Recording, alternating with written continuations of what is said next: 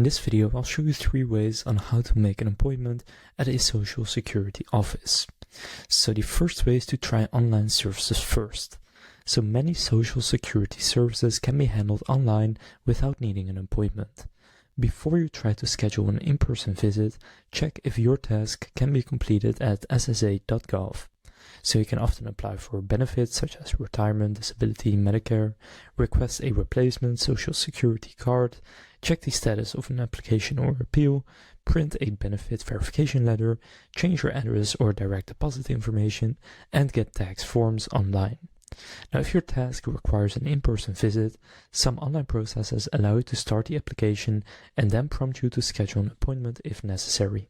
So that's the first thing that you can do. Now, second is to call the national toll-free number. And this is the most common way to schedule, reschedule, or cancel an appointment, so that is by calling the Social Security Administration directly.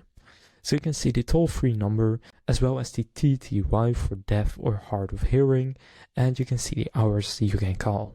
Now, when you call, tell the representative you want to make an appointment and what services you need.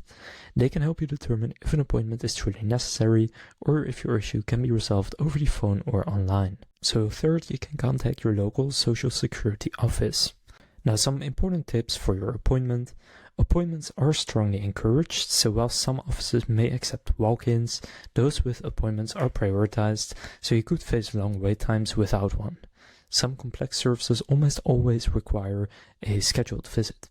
Also, be prepared to have your Social Security number ready, bring official identification. If your visit relates to benefits, bring supporting documents like tax forms, birth certificates, medical records, etc.